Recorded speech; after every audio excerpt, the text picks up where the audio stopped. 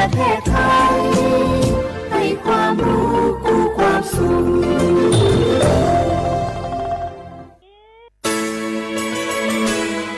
สถานีวิทยุกระจายเสียงแห่งประเทศไทยจังหวัดเชียงใหม่ AM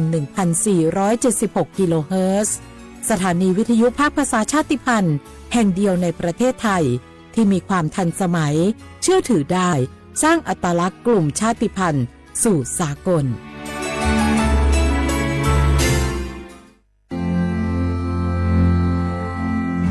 รากฐานสังคมไทยตั้งแต่อดีตจนถึงปัจจุบันเคารพเทิดทูนสถาบันพระมหากษัตริย์เป็นศูนย์รวมจิตใจที่เหนียวแน่นของคนไทยในเวลาที่เกิดวิกฤตทางการเมืองพระบารมีของพระเจ้าอยู่หัวก็ทำให้เกิดความสงบและช่วงที่เกิดวิกฤตเศรษฐกิจปรัชญาเศรษฐกิจพอเพียงของพระเจ้าอยู่หัวรัชกาลที่ 9 พระราชทานให้กับคนไทยก็ทำให้ผู้ที่น้อมนำมาปฏิบัติมีภูมิคุ้มกันและไม่เกิดความเสียหายพระปฐมบรมราชโองการของพระเจ้าอยู่หัวรัชกาลที่ 10เราจะสืบสานรักษาและต่อยอดและครองแผ่นดินโดยธรรมเพื่อประโยชน์สุขแห่งอาณาราษฎรตลอดไปพระมหากษัตริย์ไทยทุกพระองค์ทรงห่วงใยราษฎร์เสมอสถาบันพระมหากษัตริย์ไทยศูนย์รวมใจไทยทั้งชาติ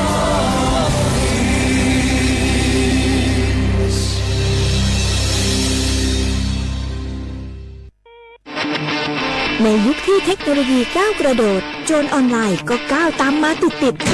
สื่อออนไลน์เปรียบเสมือนแหล่งข้อมูลชั้นดีของโจรออนไลน์เราควรใช้สื่อออนไลน์ด้วยความระมัดระวังและป้องกันตัวเองจากโจรออนไลน์ด้วยคาถา3อย่า 1. อย่าโหลดแอปจากแหล่งอื่นๆที่ไม่ใช่ App Store หรือ Play Store 2. อย่าแอดไลน์คนที่ไม่รู้จักหรืออ้างเป็นเจ้าหน้าที่หรือหน่วยงานต่างๆไม่ว่าจะเป็นจากรัฐหรือเอกชนและ 3. อย่าสแกนใบหน้าหรือให้ข้อมูลส่วนตัวในแอปที่ไม่รู้จักเด็ดขาดที่สำคัญควรท่องให้ขึ้นใจว่าธนาคารจะไม่แนบลิงก์ทุกประเภทผ่าน SMS และอีเมลรวมทั้งไม่ส่งลิงก์ขอข้อมูลสำคัญผ่านช่องทางโซเชียลมีเดียยกเว้นกรณีลูกค้าร้องขอด้วยตัวเองเท่านั้นด้วยความปรารถนาดีจากสำนักงานประชาสัมพันธ์ที่ 3 กรมประชาสัมพันธ์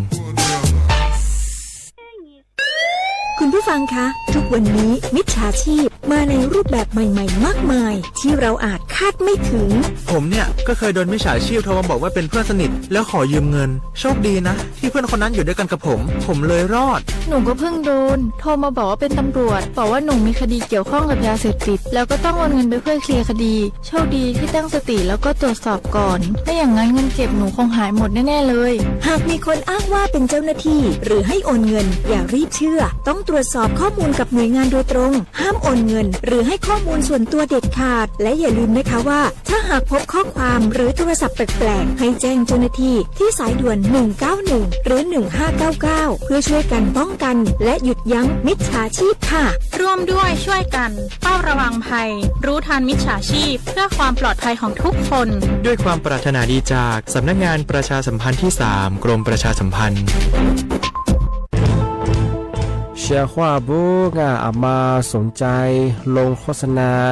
ทาสถานีวิทยุกระจายเสียงแห่งประเทศไทยจังหวัดเชียงใหม่อาวสถานีวิทยุกบัญญายี่เสียคือเสืออาทิเยยี่สัญญาว่าคือหูย่าคือยิบเป้งาเที่ยวพื้นที่จังหวัดเชียงใหม่ยังง่า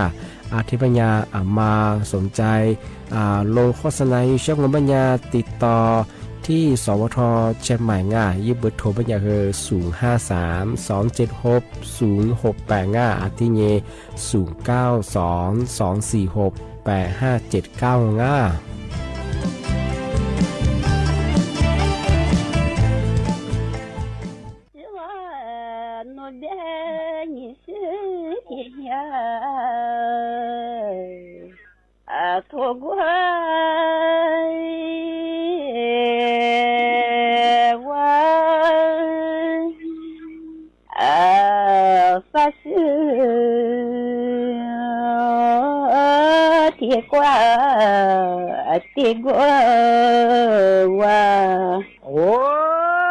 谢谢你生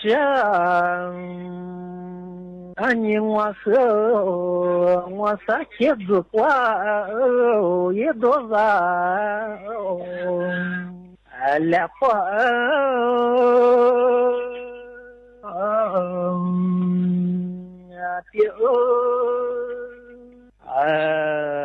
sa qua ye na vo la ye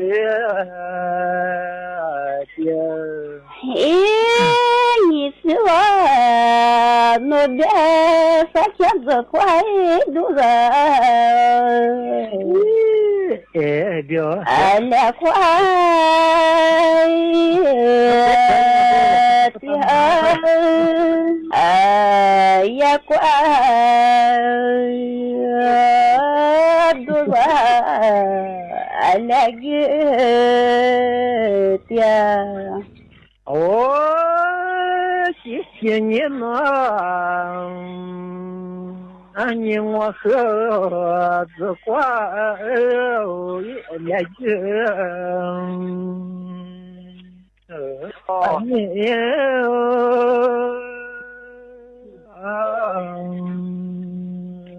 着。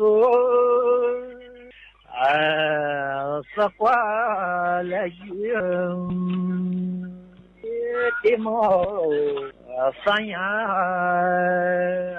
子，我别拿我的个来快的嘛，三呀子，来个。的嘛，三呀子，谢谢你们，你和三年我的多，也别走，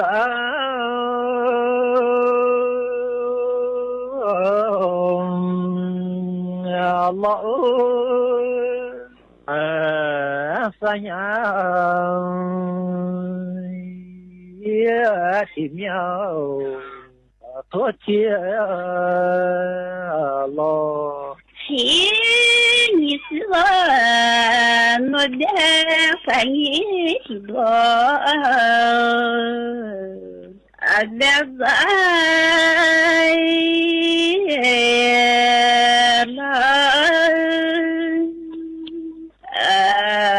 三呀，前面多见了。谢谢你上，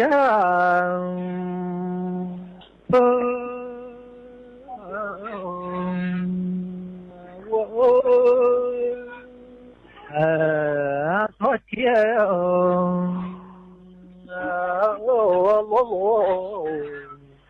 撒花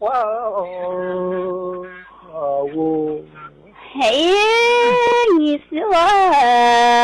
努力的在梦人，不怪我，多点。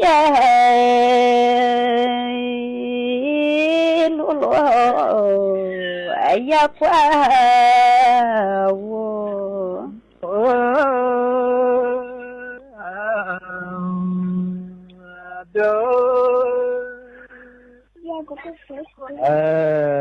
呀讲呀我妈呀就。我的那我的我的日子呀过，马做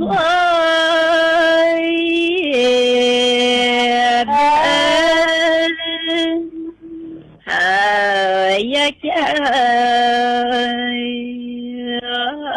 阿罗阿妈呀的。谢谢你呢，我们你的自家也红，哈利啦，哈利，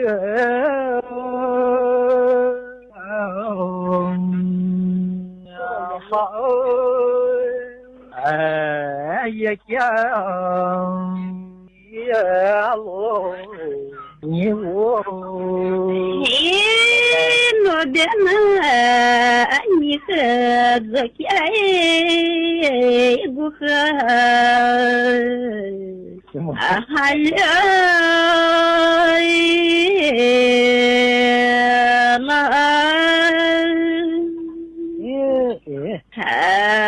يا كاي بخا أسوالا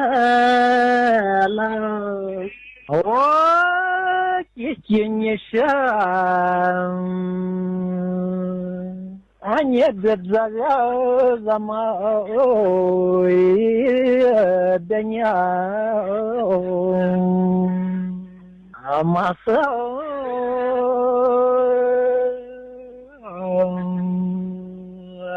па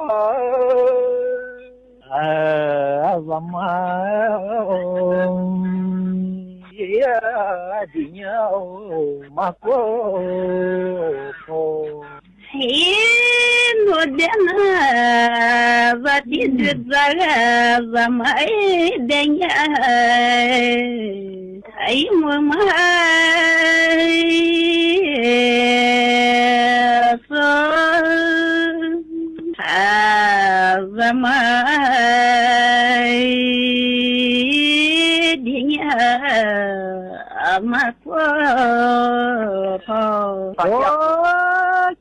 не нам, да все ходят и думают, а завтра я думаю, а завтра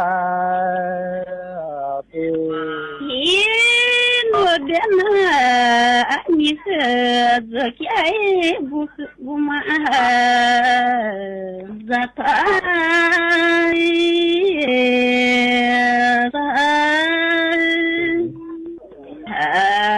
يا كاي بما زتاتو не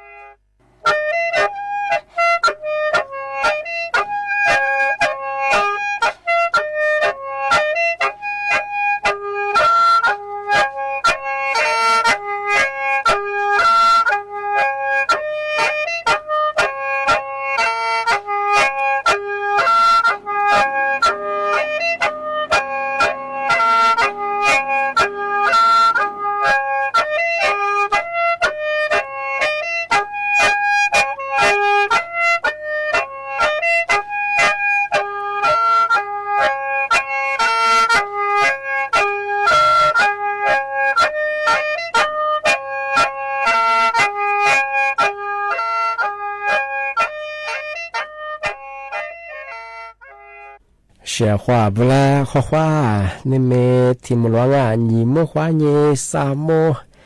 啊，我历史我多知的话不了啊。อาวลิสุงโอปกากุงโอปัญญาทาจิหมายดังสถานีวิทยุกระจายเสียงแห่งประเทศไทยจังหวัดเชียงใหม่ว่าโดยจากอาทิตย์พาววิทยุว่าโดยจากบางโงปัญญายี่ระบบยา AM ยี่ความถี่โงปัญญาที่ตัวลิฮาชิตส์โฉคือกว่าโจนยาคือดอลลาร์ที่มูลองปัญญาคือหนีมูขวาเนสามโมด้วยที่นี่มาคือหนีขวาด้วยนั่นแหละที่ขวาที่มูลที่ขวากันนาที่นี่ขวานี่คือนาเนี่ยเสือที่ต้องงอที่นี่เอาท่าระบบไลฟ์สดคือจวงเอาฟิสบุยเพจไปคือสวทเชียงใหม่ AM 1476กิโลเฮิรตซ์เลยบูยาคือเอาบอกว่าฟิบุขวานี่ที่เลยไลฟ์สดยังมาคือจวงไปคือกว่าคือตุยน้องนี่เมื่อที่นี่งงเป็นยังเอาลิโซบางเป็นยังคือลิฮานี่จะเสียเนี่ยนี่มีถึงมาคือ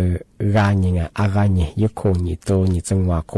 อะไรเป็นอย่างว่าไทยบางเป็นอย่างคือว่าฮานี่จังหวะนี่นี่มีถึงมาคือวันอาทิตย์นั่นนี่ถึงมาเตี้ยงอาทิตย์เป็นอย่างคือนี่มีถึงมูลค่าเอาเชื่อว่าคือเอาลิโซจามีเอาลิโซนิทานที่เลยผู้เตี้ยงอาทิตย์เป็นคือสานเนี่ยชุมมุขวันนี่คือ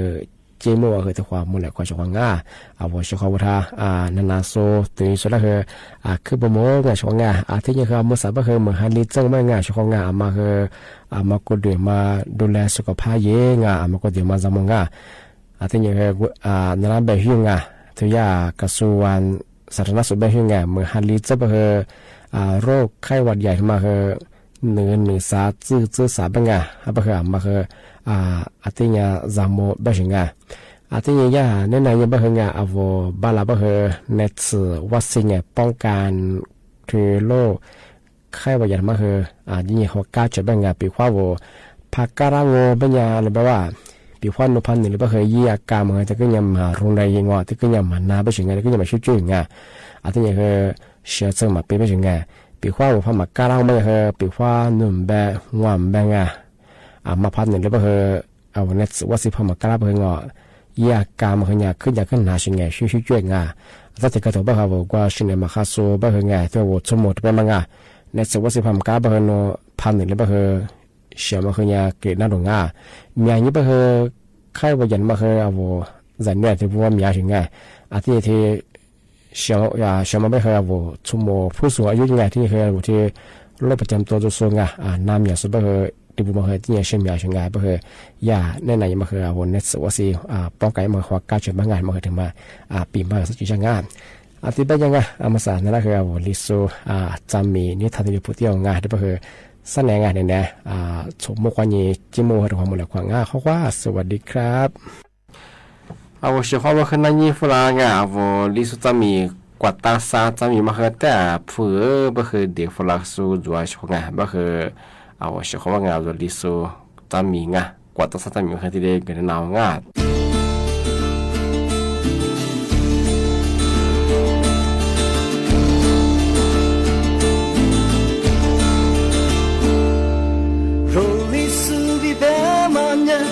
안내 문을 꽈줘래 우조시 종려마 조시노 흑발레 와대미누 흑발레 슈대미노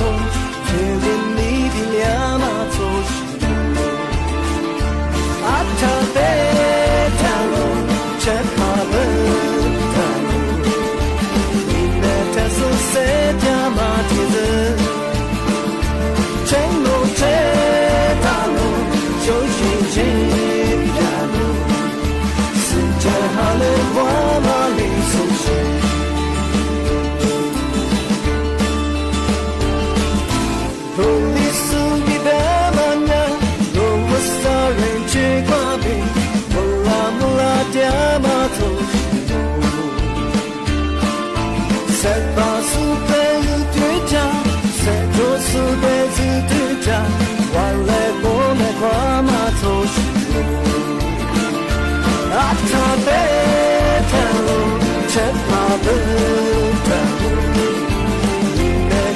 塞掉马蹄子，真我这条路走起这条路，塞住哈了花马里苏西。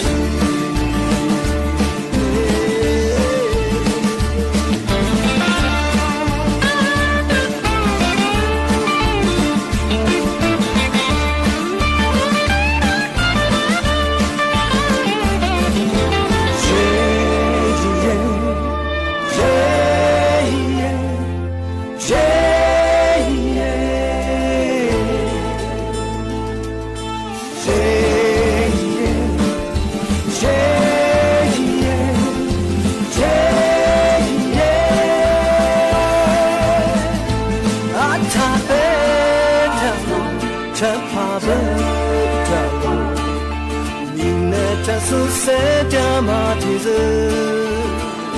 真我这条路，就是这条路，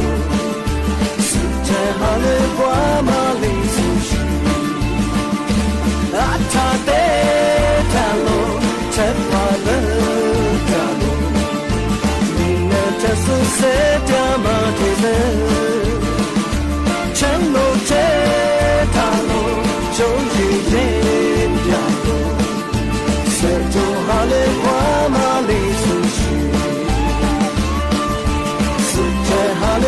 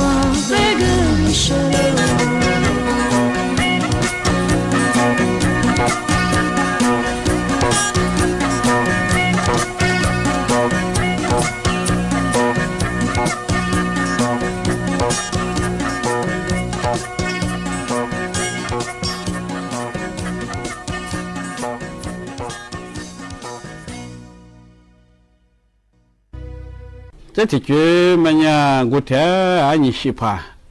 别么呀？也老么一扎。ทีนี้เลยอันนี้วุฒิละสีอันนี้วุฒิละสีอันนี้หัวสีวุฒิที่ยี่ทุกมาแล้วยังมาจุ่มยาเบี้ยยังหมดตัวฟูที่เลยเบี้ยบุยยังไง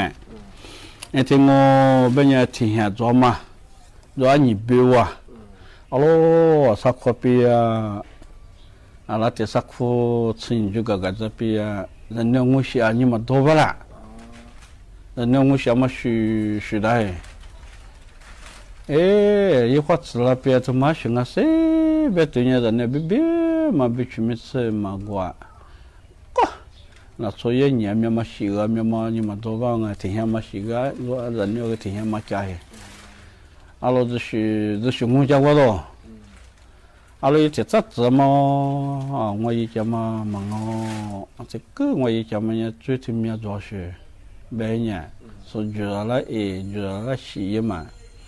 ไอ้ที่แบบยี่จอมาให้ขวดจอมาไงอายุปัจจัยเนี่ย人家ที่จะ来อยู่สิไอ้ที่แบบยี่คือมาเจาะยี่คือว่าเนี่ยที่กูป้ออันนี้ก็คือข้ามาแล้วขวายแบบเขามาไง我天天还连说和马做还连马过俺我天们呀我啥那个马色嘛那错那个一看嘛那里花也是嘛看嘛一嘛花也是一年这里自写也是也都那个学高教育这我慢慢听说这年啦一个阿里边的皮是那出提入疲劳你还来说别人活沙爬别一样这我把这几边我这个头啊比啊阿老师对边嘛头五是提你五是你啥推写作法这里那是下次主要是这里啥推鼓捣人那叫做这边没跑别走那我家别走我没晓干嘛去讲我20秒这里讲我1秒讲我2秒讲我别走这边这个我和那个改一些别走改一些你改跟我姐们呢他们大名我姐们20秒讲我这边走这边改有怎么个是这个话个我这边你路那把比或者嘛你路他妈杀了过来那叫做写作法我好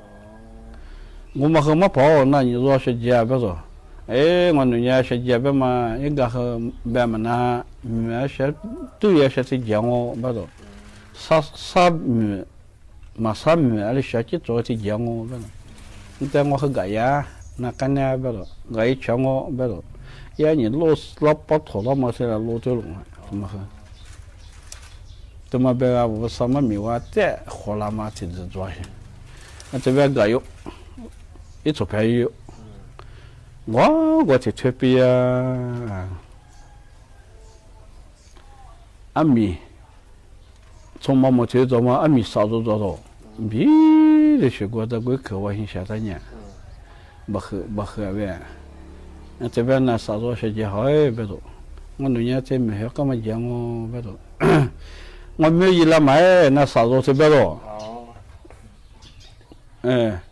我没一来买别么呀那你说阿里嘎个一片买叶拿来打我这边的话嘛这边过你说嘛和抽了俺呢那抽俺呢怎么来比的什么来比那么跑那你别了我呢希望我买了一些这边的话嘛这边过你说嘛和我没做地从毛毛线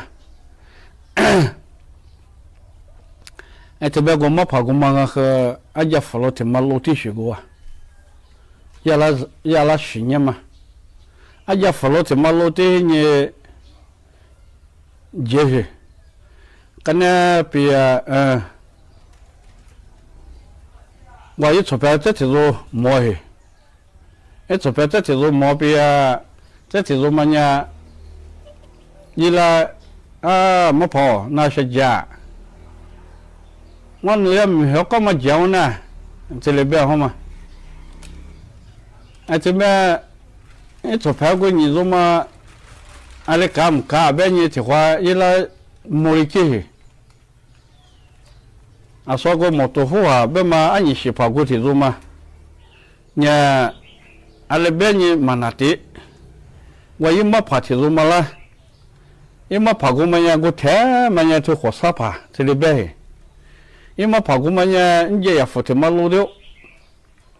这边你是跑呢里边个和一没跑看那个样我这特别那我扶了他妈去的所以你说我没做这个你这做呢没做这边我几个比转机主要比那么皮油所以你比你嘛和那么皮油那么皮油过你说嘛举着叫这这也分家扶了别嘛说个那也没爬家过比也火烧爬家过比说什么不说喽没跑那啊，说这个我拿出别的毛病嘛，拿出嘛我，拿到嘛我，没有。啊，ที่กาเบงว่าที่ชัวมีว่าก็ลาเบไม่รู้แต่ไม่ยังอยู่เย่ไม่ยังว่าที่เธอเปียโอ้ขึ้นนาดูโอ้ขึ้นนาเปียว่าสัจจิกาลาไม่เขาโอ้ขึ้นนาเปียโอ้ยี่เหลือชาวงงูสัจจิกาลาวงูที่ดูว่าที่เธอจีว่าเปียสุภาพ我来下过怎么我的活说我很难过，干那个讲我慢慢呀，我是忙个每次在呢用啊这边咯，这样我一转几斤要被付什么付到冒什么一句，路跑冒什么一句我今年我到了过，一句我这我到边每次在这做到了。我是么啊？哦，没跑，侬别忙我路跑没什么没约我他来，侬来想吗？没有。啊，说这个一没爬，俺你西爬一没爬，火烧爬怎么嘛？也了去年也少着了。去年别个俺你那个那边是这个爬那些。俺你老古话那叫我慢慢呀，去年末那年我没做第二笔啊，俺那一头我专业一做白，俺你媳妇啦头我专业服比如这边老妈，偏进去，还天天老妈忙啊，毛嘛也拿出毛去，俺那边拿出忙啊老妈偏去，啊说这呀火烧爬，要么跑到毛姑嘛，要来去年嘛也去，这么样过年多嘛呀去年去掉。啊，说这你媳妇怎么样学和想啊和一个那个样我，把你就上去。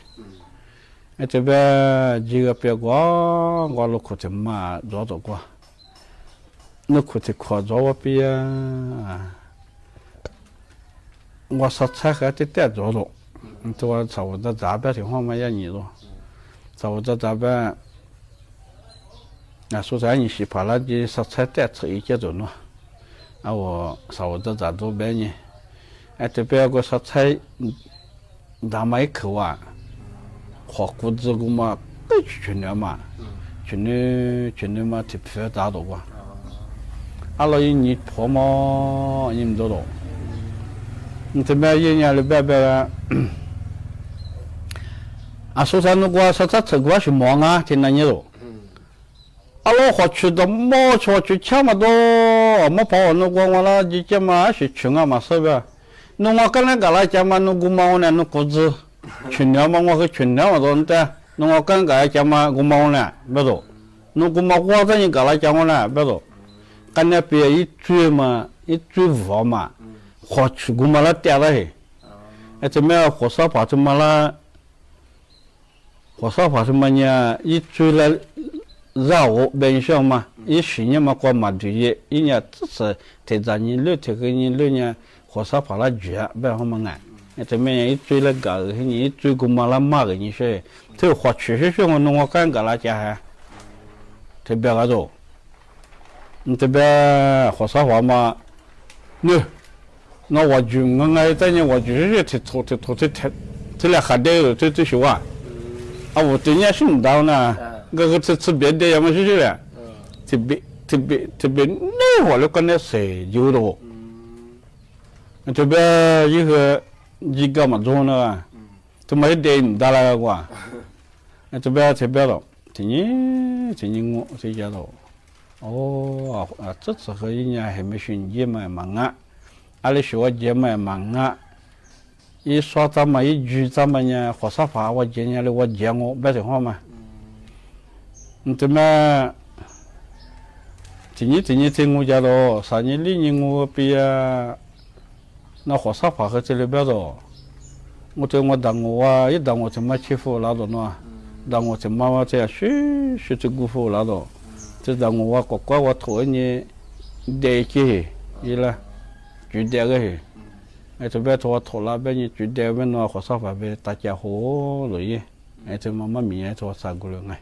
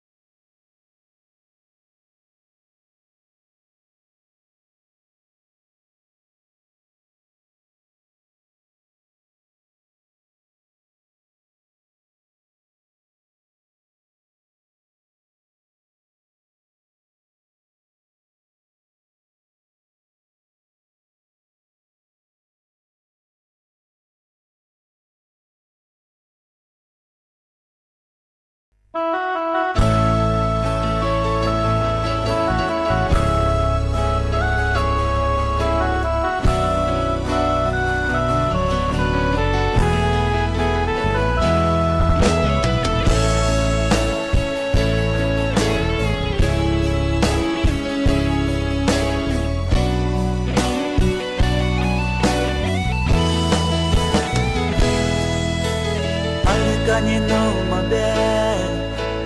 Wanu ni te no zela Nuni makukwa wate Ziliowa Nini tia sumwa tiro Rama mi do mami Ale vesu no te fuke balase Nina lo vesu ni show One te no selo Koni ni te majiji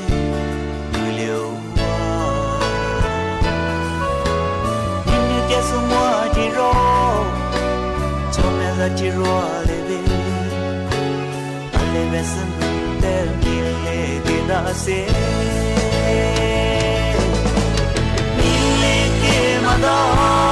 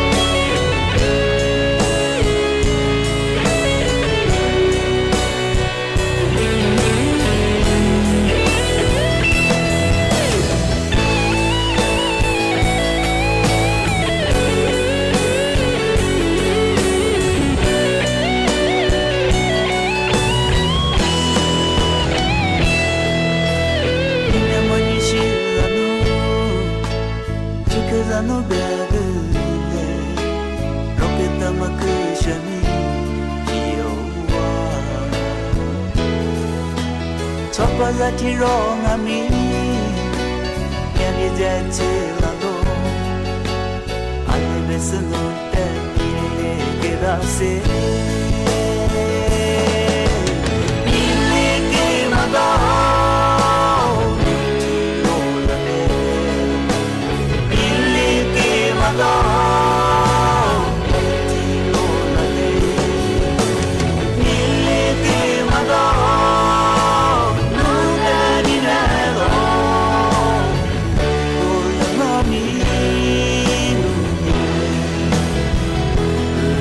Hello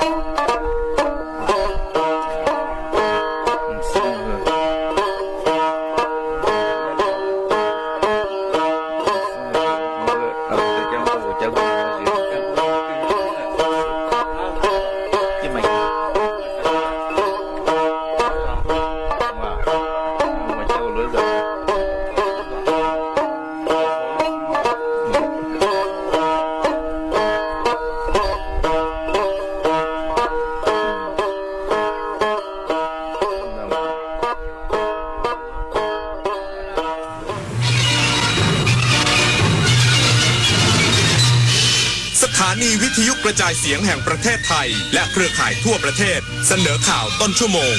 รู้เร็วรู้จริงเกาะติดทุกสถานการณ์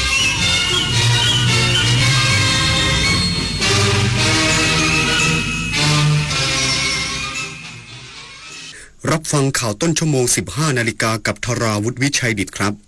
ประธานกรรมการหอการค้าไทยจีนเปิดเผยไตรมาสแรกปีนี้จีนมีมูลค่าลงทุนในประเทศไทยสูงสุดอีกสักครู่กลับมาติดตามรายละเอียดครับ24 ปีแห่งเส้นทางของกองทุนหมู่บ้านและชุมชนเมืองที่ดำเนินการภายใต้รัฐบาลที่สนับสนุนเสริมสร้างศักยภาพผ่านไปยังกองทุนหมู่บ้านและชุมชนเมืองทั่วประเทศโดยแบ่งตามขนาดของหมู่บ้าน3ระดับ S M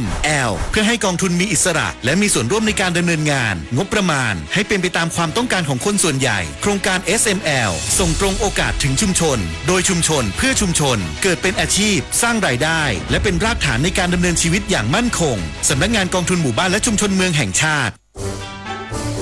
คิดก่อนคลิกหยุดโพสต์หรือแชร์ข้อมูลปลอมหลอกลวงหยุดกดไลค์กดแชร์ข่าวหรือข้อมูลปลอมในโซเชียลหยุดโพสต์หรือแชร์ภาพลามกอนาจารของผู้อื่นให้ได้รับความอับอายเสียหายเพราะคุณอาจทำผิดพรบคอมพิวเตอร์อย่างรู้เท่าไม่ถึงการที่มีโทษทั้งจำทั้งปรับร่วมกันใช้สื่อออนไลน์อย่างสร้างสรรค์ด้วยมือของคุณ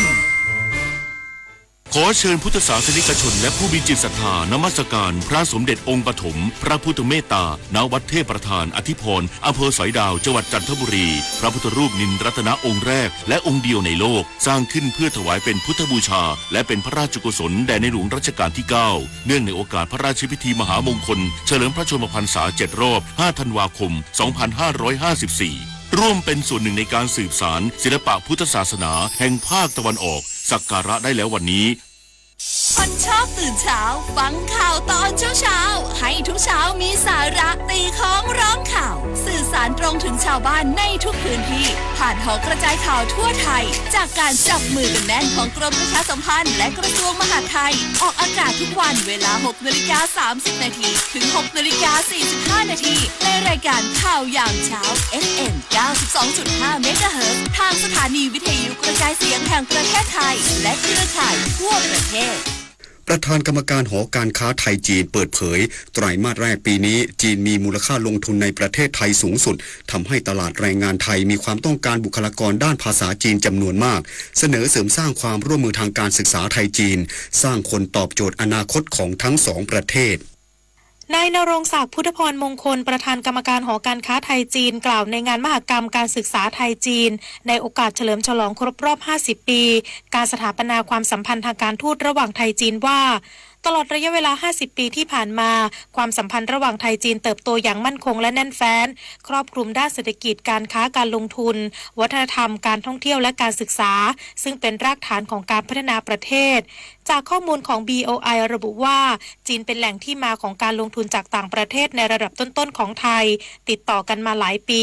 และช่วงไตรมาสแรกของปีนี้จีนมีมูลค่าการลงทุนในไทยสูงที่สุดสะท้อนให้เห็นว่าการลงทุนจากจีนยังคงเติบโตอย่างต่อเนื่องโดยเฉพาะในกลุ่มอุตสาหกรรมยานยนต์ไฟฟ้าอิเล็กทรอนิกส์พลังงานสะอาดและดิจิทัลทำให้ตลาดแรงงานของไทยยังคงมีความต้องการบุคลากรที่มีความรู้ความสามารถด้านภาษาจีนจำนวนมากเพื่อรองรับการลงทุนและยังเป็นโอกาสที่ดีในการส่งเสริมความร่วมมือทางการศึกษาระหว่างไทยจีนโดยเฉพาะในสาขาวิชาที่สอดคล้องกับอุตสาหกรรมสมัยใหม่และควรขยายถึงการแลกเปลี่ยนนักศึกษาบุคลากรตลอดจนการวิจัยและการพัฒนาร่วมกันเพื่อยกระดับคุณภาพการศึกษาและสร้างคนที่ตอบโจทย์อนาคตของทั้งสองประเทศ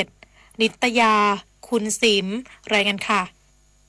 ผู้อำนวยการโครงการชลประทานอุดรธานีตรวจสอบอาคารชลประทานเพื่อรองรับและระบายน้ำฝนจากเหตุฝนตกหนักนายชันวิทย์แฮนเกตผู้อำนวยการโครงการชลประทานอุดรธานีพร้อมด้วยนายประวิทย์มาสกุลหัวหน้าฝ่ายจัดสรรน้ำและปรับปรุงระบบชลประทานตรวจสอบอาคารชลประทานและเปิดบานระบายน้ำอ่างเก็บน้ำบ้านจันทร์และประตูระบายน้ำบ้านสามพร้าวอำเภอเมืองจังหวัดอุดรธานี พื่อรองรับน้ำฝนจากประกาศของกรมอุตุนิยมวิทยาเรื่องฝนตกหนักถึงหนักมากบริเวณภาคตะวันออกเฉียงเหนือตอนบนอีกทั้งเตรียมพร้อมเครื่องจักรเครื่องมือและระบบระบายน้ำให้พร้อมใช้งานพร้อมสนับสนุนการช่วยเหลือประชาชนในพื้นที่เสี่ยงน้ำท่วมฉับพลันน้ำป่าไหลหลากและดินโคลนถล่มเพื่อเตรียมความพร้อมเข้าสู่ฤดูฝนปี 2568 จันจิรางามนุรักษ์ทีมข่าวสวท.อุดรธานีรายงานผู้ว่าราชการจังหวัดสุราษฎร์ธานีสั่งหน่วยงานที่เกี่ยวข้องเฝ้าระวังติดตามสถานการณ์คลื่นลมแรงฝนตกหนักดินโคลนถล่มพร้อมแจ้งเตือนประชาชนเฝ้าระวังอย่างใกล้ชิดถึงวันที่ 27 พฤษภาคมนี้นายธีรุษ สุภาวิบูลย์ผลผู้ว่าราชการจังหวัดสุราษฎร์ธานีเปิดเผยว่ากองอำนวยการป้องกันและบรรเทาสาธารณภัยจังหวัดสุราษฎร์ธานีติดตามสถานการณ์สภาพอากาศและพิจารณาปัจจัยเสี่ยงจากการประกาศแจ้งเตือนของกรมอุตุนิยมวิทยาเรื่องฝนตกหนักถึงหนักมากบริเวณภาคใต้ฝั่งตะวันออกมีผลกระทบถึงวันที่ 27 พฤษภาคม 2568 พบว่าความกดอากาศสูงหรือมวลอากาศเย็นกำลังปานกลางจากประเทศจีนแผ่ลงมาปกคลุมทะเลอันดามันและประเทศไทยอ่าวไทยจะทำให้มีกำลังแรงขึ้นประกอบกับร่องมรสุมพาดผ่านประเทศไทยตอนบนและภาคใต้ตอนบนทำให้มีฝนตกหนักถึงหนักมากบางพื้นที่ทั้งนี้กองอำนวยการป้องกันและบรรเทาสาธารณภัยจังหวัดสุราษฎร์ธานีขอให้หน่วยงานที่เกี่ยวข้องเตรียมความพร้อมติดตามสถานการณ์อย่างใกล้ชิด 24 ชั่วโมงพร้อมแจ้งเตือนประชาชนในพื้นที่เสี่ยงภัยทราบล่วงหน้าและสำหรับชาวประมงหรือผู้สัญจรทางน้ำให้เดินเรือด้วยความระมัดระวังและหลีกเลี่ยงการเดินเรือในบริเวณที่มีฝนฟ้าคะนองทั้งนี้หากเกิดสถานการณ์ภัยขึ้นให้รายงานสถานการณ์เหตุด่วนให้กองอำนวยการป้องกันและบรรเทาสาธารณภัยจังหวัดสุราษฎร์ธานีทราบโดยเร่งด่วนดารารัตน์สืบศรีสุขทีมข่าวสวท.สุราษฎร์ธานีรายงานจบข่าวธราวุฒิวิชัยดิษฐ์อ่านรับฟังข่าวครั้งต่อไปเวลา 16 นาฬิกาครับติดตามข่าวที่นำเสนอไปแล้วได้ที่ www.thainews.prd.go.th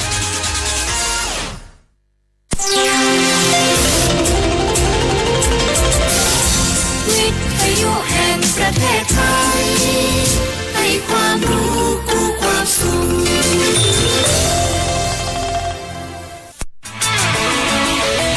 สถานีวิทยุกระจายเสียงแห่งประเทศไทยจังหวัดเชียงใหม่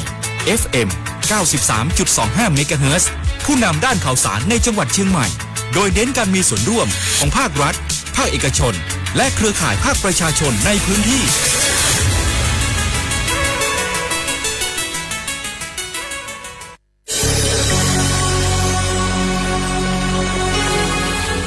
เกิดเป็นคนไทยเติบโตบนผืนแผ่นดินไทย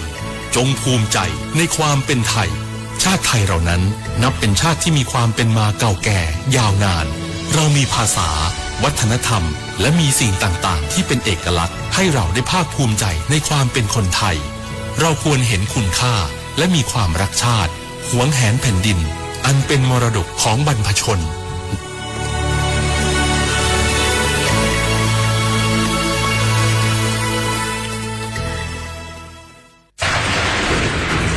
ฝนตกหนักน้ำท่วมภัยธรรมชาติที่เราหลีกเลี่ยงไม่ได้แต่เราสามารถเตรียมตัวให้พร้อมเพื่อความปลอดภัยของทุกคนในครอบครัวได้ก่อนน้ำมาเตรียมตัวให้พร้อมเก็บของสำคัญขึ้นที่สูงเช่นเอกสารสำคัญเงินสดและสิ่งของจำเป็นอื่นๆและถ้าหากบ้านอยู่ในพื้นที่เสี่ยงให้ติดตามข่าวสารจากทางราชการอย่างใกล้ชิดเตรียมไฟฉายแบตเตอรี่สำรองวิทยุสื่อสารและยาสามัญประจำบ้านไว้ให้พร้อมและอย่าลืมตรวจสอบเส้นทางอพยพที่ใกล้ที่สุดด้วยขณะเกิดน้ำท่วมอย่าเดินฝ่าน้ำที่ไหลแรงหลีกเลี่ยงการสัมผัสกระแสไฟฟ้าและหากต้องอพยพให้ปฏิบัติตามคำแนะนำของเจ้าหน้าที่อย่างเคร่งครัดเมื่อภัยผ่านพ้นตรวจสอบความเสียหายของบ้านและทำความสะอาดเพื่อป้องกันโรคที่มากับน้ำท่วมเตรียมตัวให้พร้อมก่อนภัยมาถึงเราจึงจะปลอดภัยด้วยความปรารถนาดีจากสำนักงานประชาสัมพันธ์ที่ 3 กรมประชาสัมพันธ์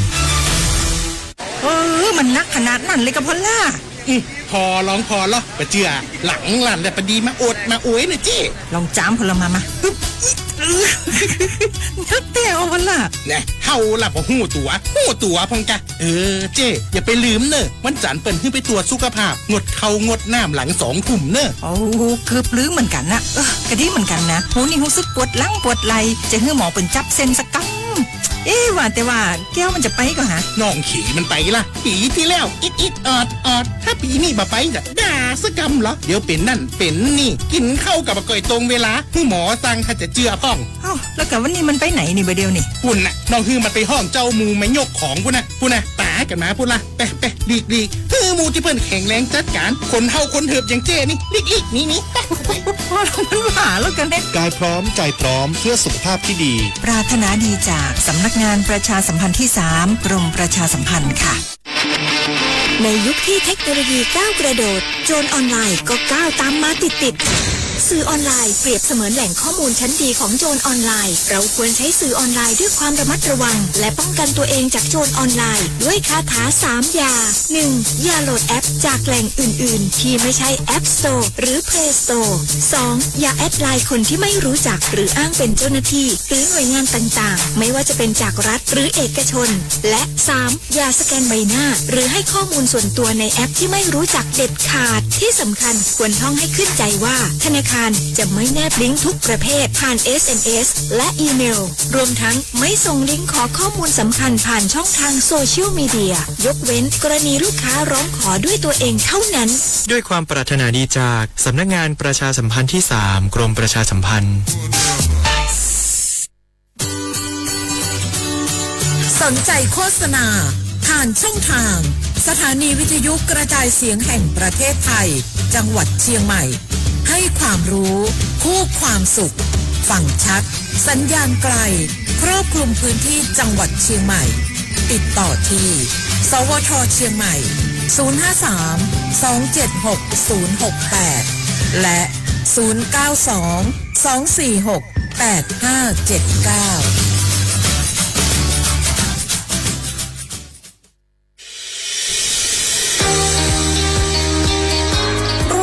ช่วยกันเอาใจใส่เพื่อเชียงใหม่สดใสไร้มลพิษกับรายการเชียงใหม่ฟ้าใสทุกวันอาทิตย์เวลา 15 นาฬิกาถึง 16 นาฬิกาทางคลื่น FM 93.25 เมกะเฮิรตซ์ FM 98 เมกะเฮิรตซ์และ AM 639 กิโลเฮิรตซ์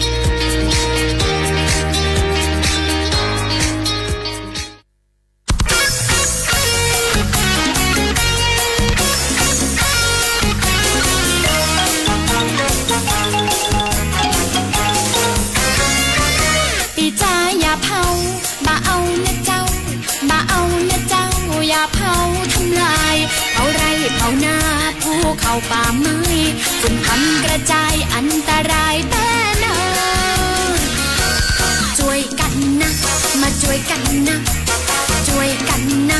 มาช่วยกันนะฮับบ้านเฮางดเผาลดหมอกควันลดโลกของน้องเขาหม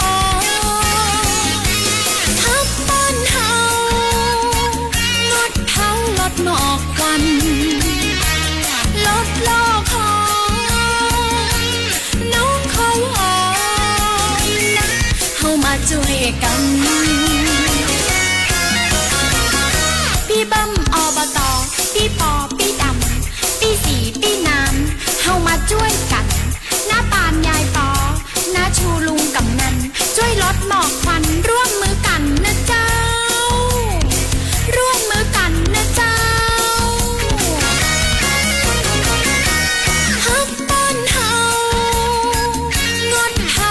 หมอกควันลดโลกของน้องเขาฮับบ้านเฮางดเผาลดหมอกควันลดโลกของน้องเขานะเฮามาช่วยกัน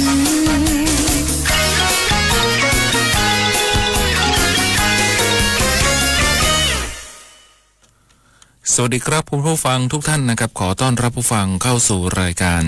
เชียงใหม่ฟ้าใสนะครับทางสถานีวิทยุกระจายเสียงแห่งประเทศไทยจังหวัดเชียงใหม่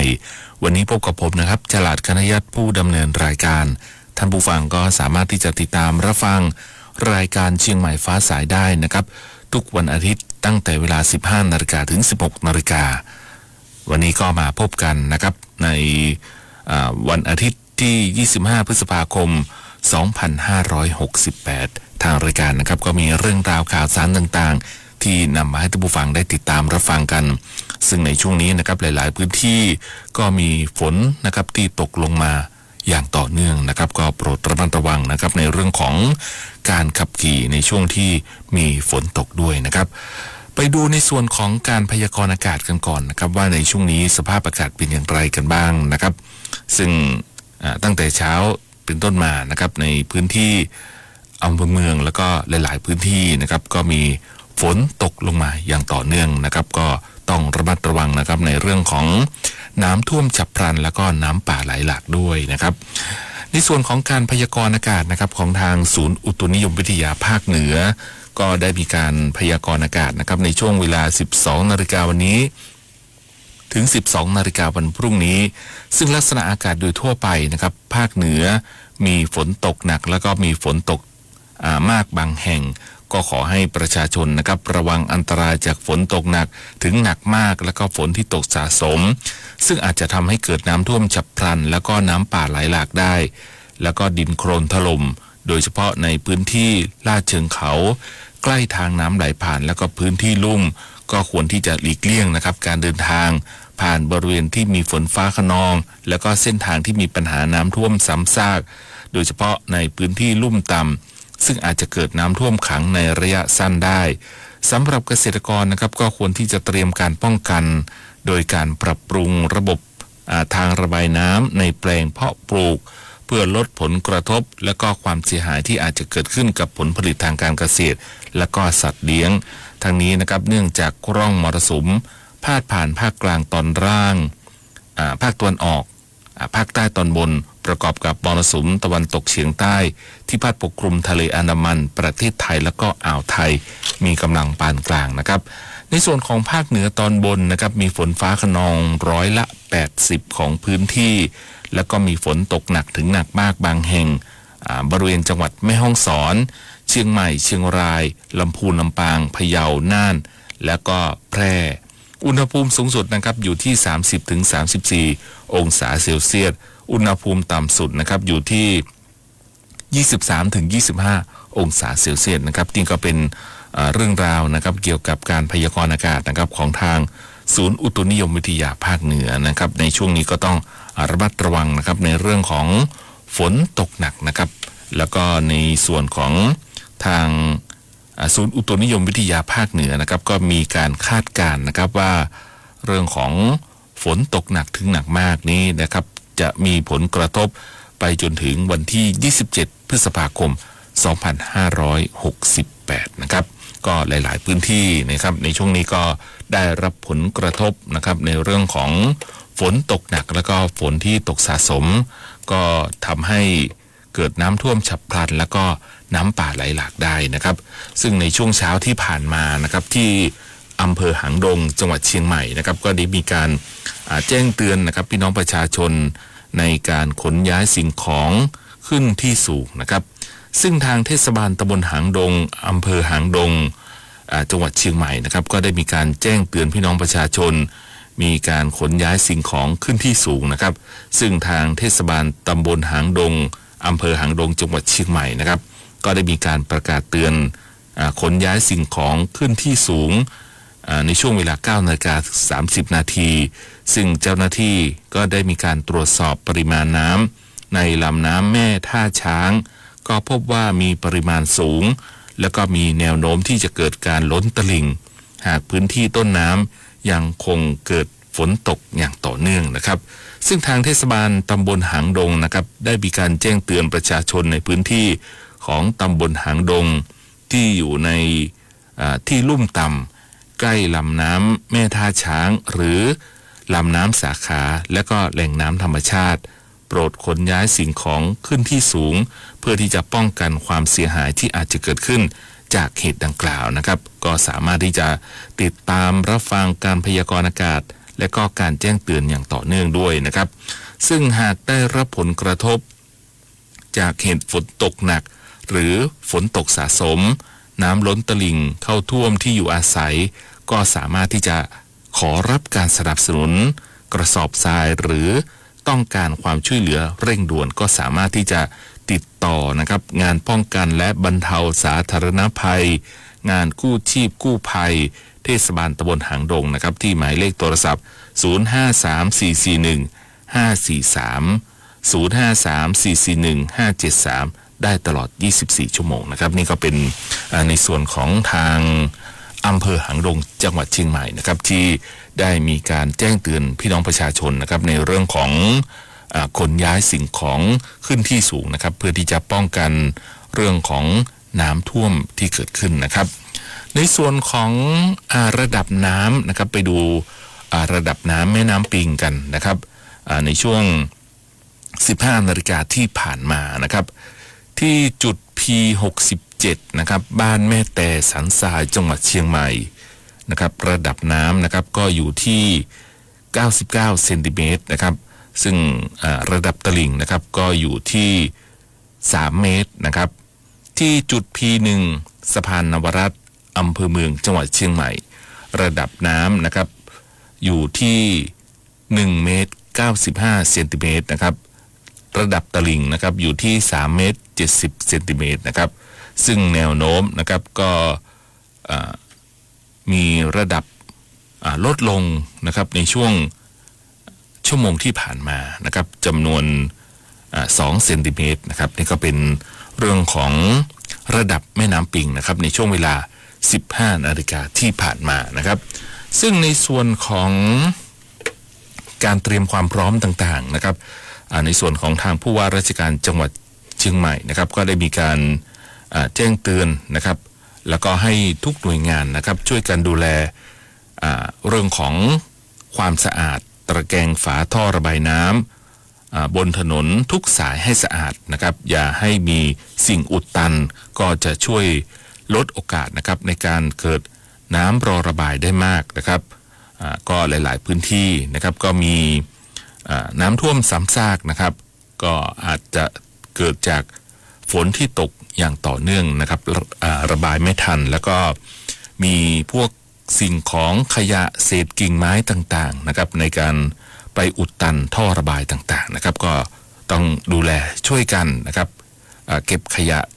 บริเวณที่มีการระบายน้ำนะครับเพื่อที่จะป้องกันในเรื่องของการระบายน้ำหรือว่าน้ำท่วมขังนะครับบริเวณที่มีฝนตกหนักนะครับนี่ก็เป็นเรื่องราวข่าวสารนะครับที่นำมาให้ท่านผู้ฟังได้ติดตามรับฟังกันนะครับกับรายการเชียงใหม่ฟ้าใสนะครับ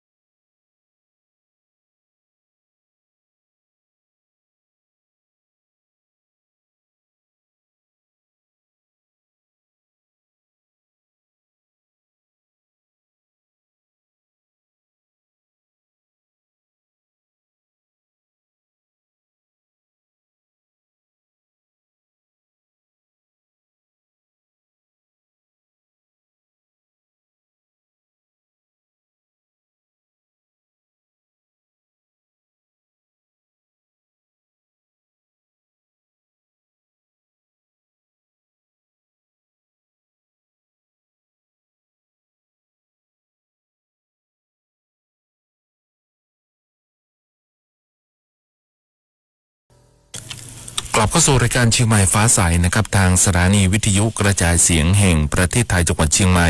ในช่วงนี้นะครับไปติดตามในส่วนของผลกระทบที่ฝนในช่วงนี้ที่ตกอย่างต่อเนื่องนะครับก็ทำให้หลายพื้นที่ได้มีการประกาศแจ้งเตือนพี่น้องประชาชนนะครับในการยกของขึ้นสู่ที่สูงนะครับซึ่งก็ได้มีการแจ้งเตือนนะครับของทางกรมทรัพยากรน้ำส่วนอุทกวิทยาที่1เชียงใหม่นะครับก็ได้มีการประกาศเตือนพื้นที่แม่ริมนะครับหลังพบฝนตกหนักสะสมต่อเนื่องก็ได้มีการเตือนพี่น้องประชาชนเฝ้าระวังเตรียมความพร้อมซึ่งอาจได้รับผลกระทบเกิดความเสียหายจากดินสไลด์ในพื้นที่ต้นน้ำแล้วก็น้ำล้นตลิ่งพื้นที่ลุ่มต่ำบริเวณหมู่บ้านท้ายน้ำด้วยนะครับอันนี้ก็เป็นประกาศเตือนนะครับของทางส่วนอุทกวิทยาที่1เชียงใหม่สำนักงานทรัพยากรน้ำที่1นะครับที่ได้มีการรายงานข้อมูลระดับน้ำจากสถานีอุทกวิทยาแม่สาที่บ้านแม่สาหลวงอำเภอแม่สาขออภัยนะครับตำบลแม่สาอำเภอแม่ริมจังหวัดเชียงใหม่นะครับในช่วงเวลา 10:15 นาทีที่ผ่านมานะครับซึ่งระดับน้ำอยู่ที่2 เมตรนะครับแล้วก็ระดับตลิ่งนะครับอยู่ที่2 เมตร 15 เซนติเมตรนะครับนี่ก็มีการแจ้งเตือนพี่น้องประชาชนนะครับให้เตรียมความพร้อมซึ่งอาจจะได้รับผลกระทบเกิดความเสียหายจากน้ำล้นตลิ่งพื้นที่ลุ่มต่ำบริเวณหมู่บ้านท้ายน้ำลำน้ำแม่สาด้วยนะครับนี่ก็เป็นในส่วนของที่บ้านแม่สาหลวงอำเภอแม่สาอำเภอแม่ริมนะครับจังหวัดเชียงใหม่นะครับในส่วนของการปิดแหล่งท่องเที่ยวนะครับก็หลายๆพื้นที่นะครับที่มีฝนตกหนักก็มีการปิดแหล่งท่องเที่ยวนะครับก็คือน้ำตกภายในอุทยานแห่งชาติดอยสุเทพปุ๋ยนะครับก็มีการปิดที่น้ำตกหมอกฟ้าน้ำตกตาดหมอกน้ำตกแม่สานะครับเนื่องจากมีน้ำป่าไหลหลากเพื่อที่จะป้องกันอันตรายที่จะเกิดขึ้นก็ได้มีการปิดแหล่งท่องเที่ยวประเภทน้ำตกนะครับทั้ง3แหล่งในวันนี้นะครับ25 พฤษภาคม 2568 หรือ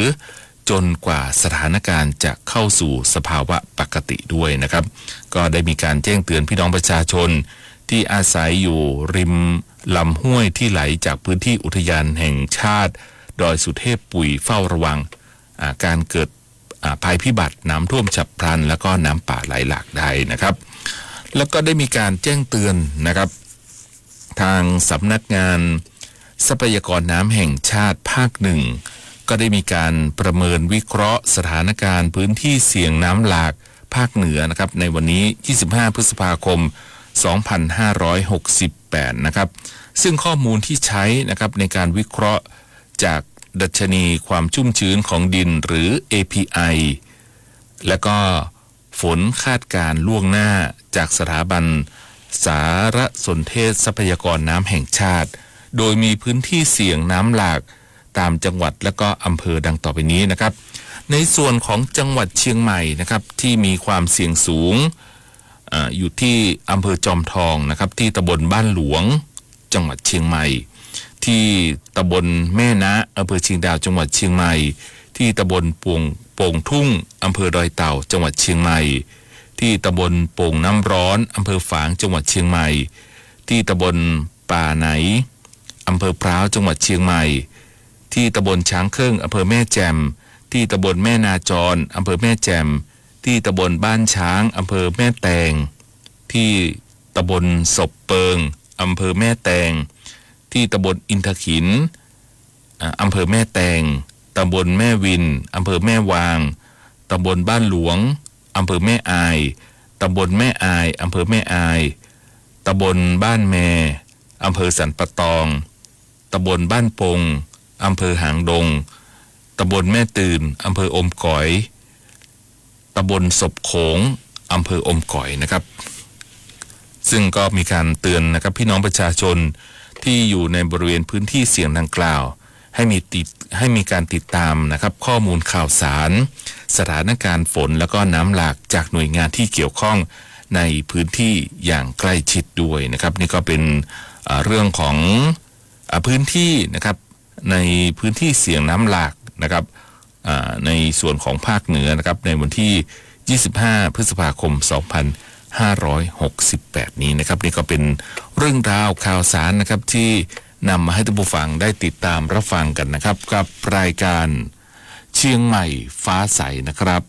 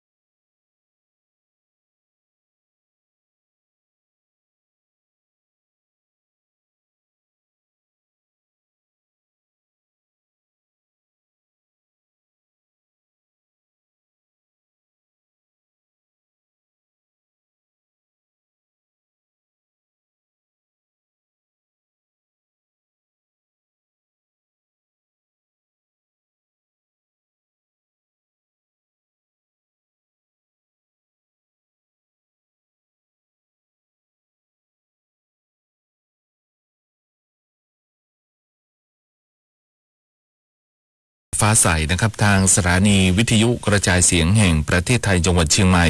ในช่วงนี้นะครับทางรายการนะครับก็มีเรื่องราวข่าวสารต่างๆนะครับที่นำมาให้ท่านผู้ฟังได้ติดตามรับฟังกันนะครับก็เป็นเรื่องราวข่าวสารนะครับในส่วนของทางปพ.นะครับก็ได้มีการเน้นย้ำในเรื่องของ27จังหวัดนะครับในการเฝ้าระวังน้ำท่วมฉับพลันแล้วก็น้ำป่าไหลหลากน้ำท่วมขังแล้วก็ดินโคลนถล่มในช่วงของวันที่26ถึง30พฤษภาคม2568ซึ่งกรมป้องกันและบรรเทาสาธารณภัยหรือปพ.นะครับก็ได้มีการเน้นย้ำนะครับใน27จังหวัดในพื้นที่ภาคเหนือภาคตะวันออกเฉียงเหนือภาคกลางและภาคใต้มีการเฝ้าระวังสถานการณ์น้ำท่วมฉับพลันน้ำป่าไหลหลากน้ำท่วมขังและก็ดินโคลนถล่มในช่วงของวันที่26ถึง30พฤษภาคม2568นะครับโดยได้มีการจัดเจ้าหน้าที่ในการติดตามสภาพอากาศปริมาณฝนและก็สถานการณ์น้ำในพื้นที่อย่างใกล้ชิดโดยเฉพาะในพื้นที่บริเวณพื้นที่เสี่ยงที่บริเวณที่มีฝนตกสะสมเตรียมความพร้อมในด้านของบุคลากรอุปกรณ์เครื่องจักรแล้วก็ให้สามารถที่จะเข้าเผชิญเหตุและก็ช่วยเหลือประชาชนได้อย่างรวดเร็วนะครับเมื่อเกิดสถานการณ์ภัยเกิดขึ้นรวมถึงการแจ้งเตือนพี่น้องประชาชนในพื้นที่เสี่ยงภัยทราบล่วงหน้าแล้วก็ประชาสัมพันธ์ข้อมูลสถานการณ์แล้วก็วิธีการปฏิบัติตนอย่างปลอดภัยให้กับพี่น้องประชาชนทราบอย่างทั่วถึงด้วยนะครับทางด้านของนายภัสกรบุญยลักษณ์อธิบดีกรมป้องกันและบรรเทาสาธารณภัยหรือปพ.นะครับก็ได้มีการเปิดเผยนะครับว่าทางกองอำนวยการป้องกันและบรรเทาสาธารณภัยกลางก็ได้มีการติดตามสภาวะอากาศแล้วก็ได้มีการพิจารณาปัจจัยประกอบกับทางสำนักงานทรัพยากรน้ำแห่งชาติหรือสธนช.ก็ได้มีการประกาศฉบับที่6/2568ลงวันที่23พฤษภาคม2568นะครับก็ได้มีการแจ้งแล้วก็ได้มีการติดตามการคาดการณ์สภาพอากาศร่วมกับหน่วยงานต่างๆที่เกี่ยวข้องก็พบว่าประเทศไทยยังคงมีฝนตกหนักถึงหนักมากบางพื้นที่โดยมีพื้นที่เฝ้าระวังน้ำท่วมฉับพลันน้ำป่าไหลหลากดินโคลนถล่มแล้วก็น้ำท่วมขังในเขตชุมชนเมืองระหว่างวันที่26ถึง30พฤษภาคม2568นี้นะครับพื้นที่เฝ้าระวังสถานการณ์น้ำท่วมฉับพลันน้ำป่าไหลหลากน้ำท่วมขังแล้วก็ดินโคลนถล่มในส่วนของภาคเหนือนะครับก็จะมีทั้งหมด6จังหวัดนะครับได้แก่จังหวัดแม่ฮ่องสอนนะครับที่อำเภอขุนยวมอำเภอแม่เสรียงและอำเภอศพเมยที่จังหวัดเชียงรายนะครับที่อำเภอแม่ฟ้าหลวงอำเภอแม่สายอำเภอเชียงแสนและก็อำเภอเชียงของที่จังหวัดลำปางนะครับที่อำเภอเมืองลำปางอำเภอห้างฉัตรที่อุตรดิตถ์นะครับอำเภอบ้านโคกอำเภอฟากท่าและก็อำเภอน้ำปาดที่จังหวัดตากนะครับที่อำเภอท่าสองยางอำเภอแม่ระมาดอำเภอแม่สอดและเพชรบูรณ์ที่อำเภอหล่มเก่าอำเภอหล่มสักและก็อำเภอน้ำหนาวนะครับนี่ก็เป็นพื้นที่ที่ได้มีการเฝ้าระวังนะครับในช่วงของวันที่26ถึง30พฤษภาคม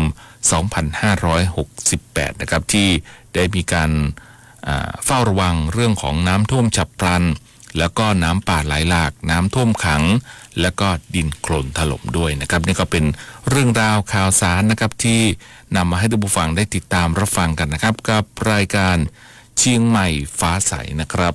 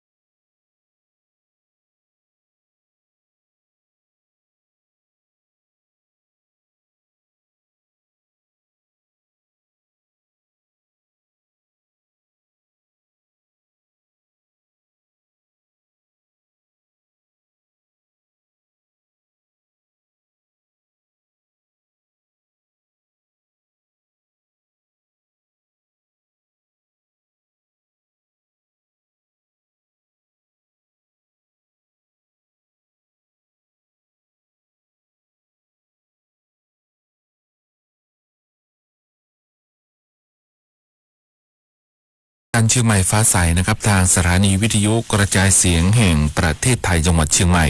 ในช่วงนี้นะครับทางรายการนะครับก็มีเรื่องราวนะครับเกี่ยวกับการคัดแยกขยะนะครับของวัดพระนอนขอนม่วงนะครับในเรื่องของขยะพลาสติกสังฆทานนะครับที่ได้มีการแปลเปลี่ยนเป็นศรัทธาเป็นพลังงานสะอาดนะครับตามโครงการประชาสัมพันธ์รักษาสิ่งแวดล้อมเพื่อสร้างคุณภาพชีวิตที่ดีอย่างยั่งยืนประจำปี 2568 นะครับนำมาให้ทุกผู้ฟังได้ติดตามรับฟังกันนะครับ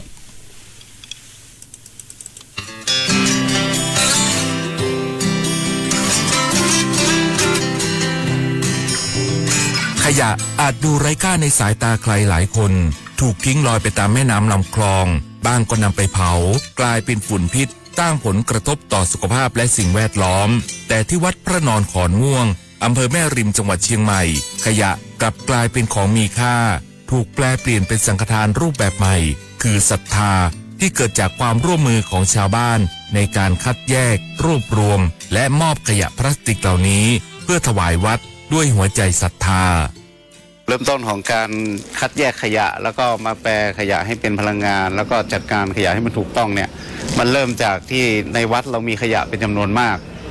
โดยเฉพาะเวลาวัดมีงานบุญมีโรงทานเนาะพองานเสร็จขยะก็จะเยอะมากในแต่ละงานเพราะว่าวัดเรามีกิจกรรมที่หลากหลายนะครับขยะทุกถุงที่ถวายวัดไม่ใช่แค่ลดขยะในชุมชนแต่คือการสร้างบุญใหม่ผ่านการแยกขยะด้วยหัวใจขยะพลาสติกที่ขายได้ก็นำไปเป็นทุนการศึกษาให้กับพระเนรในวัดส่วนที่ขายไม่ได้จะถูกแปรรูปเป็นน้ำมันใช้ในกิจกรรมของวัดหรือขยะที่ไม่สามารถที่จะแปรรูปได้ก็นำไปอัดแท่งขายให้ภาคอุตสาหกรรมไม่มีสิ่งใดถูกทิ้งเปล่าทุกชิ้นถูกใช้ให้เกิดประโยชน์สูงสุดแบบนี้ก็จะมีการนำมาถวายเป็นสังฆทานซึ่งอาตมาก็ได้ประชาสัมพันธ์ไปว่าท่านใดที่บ้านมีพลาสติกเหลือใช้แล้วมันแห้งและสะอาดสามารถแยกไว้ได้เนี่ยก็เก็บไว้ก่อนเนาะมาทำบุญวันเกิดมาทำบุญวันสำคัญทางพุทธศาสนาก็หิ้วมาด้วยแล้วก็มาถวายเป็นสังฆทานไปอันนี้ก็จะได้บุญอีกทางหนึ่งนะซึ่งเป็นการประชาสัมพันธ์เดี๋ยวต่อไปถ้าเด็กๆเขาเอามาเราก็จะมีนมมีขนมอะไรให้เขาเป็นกำลังใจนะทางวัดมีการเก็บขยะให้วัดวาอะไรให้มันสะอาดลูกแพทย์ลูกเนนก็มีกิจการทำและก็จะได้เป็นทุนการศึกษาไว้ไปเรียนในการที่นำขยะแยกขยะขายได้ค่ะการเก็บขยะมาร่วมโครงการนะคะทำให้หมู่บ้านเราสะอาดขึ้นแล้วก็ส่วนหนึ่งก็เป็นบุญด้วยค่ะเพราะว่าทางวัดได้มีการทำขยะรีไซเคิลหรือว่าขยะสังฆทานด้วยค่ะด้วยการใช้เทคโนโลยีง่ายๆในการหลอมพลาสติกด้วยความร้อนประมาณ 200-300 องศาเซลเซียสจนกลายเป็นของเหลวก่อนถูกกลั่นออกมาเป็นน้ำมันดีเซลเบนซินน้ำมันก๊าซรวมถึงก๊าซชีวภาพที่นำกลับมาใช้ประโยชน์ได้จริงข้างล่างนี่จะเป็นดีเซลอันนี้เป็นน้ำมันดีเซลอันนี้จะเป็นน้ำมันก๊าซอันนี้จะเป็นเบนซินเนาะส่วนตัวนี้มันจะเป็นตัวแก๊สน้ำมันที่ได้ไม่ใช่แค่การทดลองแต่ใช้ได้จริงใช้จุดตะเกียงหรือแม้แต่เป็นเชื้อเพลิงในการฌาปนกิจศพช่วยลดภาระของครอบครัวผู้ล่วงลับโครงการนี้ไม่ได้แค่เปลี่ยนแค่พลังงานแต่เปลี่ยนมุมมองของคนในชุมชนด้วยการสร้างวินัยในการคัดแยกขยะและเห็นคุณค่าของขยะที่เคยถูกมองว่าไร้ค่าซึ่งกลับกลายเป็นโอกาสในการสร้างบุญและเป็นพลังที่ช่วยรักษาสิ่งแวดล้อมอย่างยั่งยืนขยะที่ดูไร้ค่ากลับกลายเป็นของมีค่าแต่ที่วัดพระนอนขอนม่วงเพราะนี่คือสังฆทานคือเชื้อเพลิงและคือจุดเริ่มต้นของการเปลี่ยนแปลงภายใต้การขับเคลื่อนด้วยพลังศรัทธาและลงมือทำด้วยหัวใจเพราะการแยกขยะในวันนี้คือการรักษาโลกให้คนรุ่นต่อไปเริ่มต้นที่บ้านของเราเปลี่ยนขยะให้เป็นพลังเปลี่ยนการทิ้งให้เป็นการให้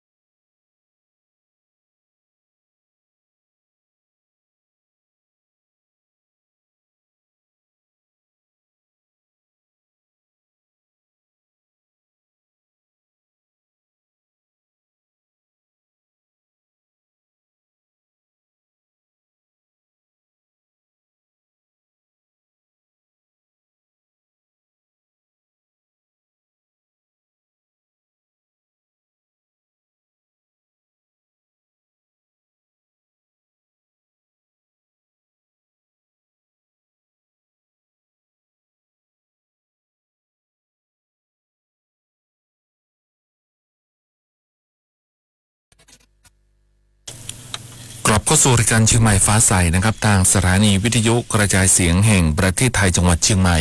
ในช่วงนี้นะครับทางรายการนะครับก็มีเรื่องราวข่าวสารนะครับของทาง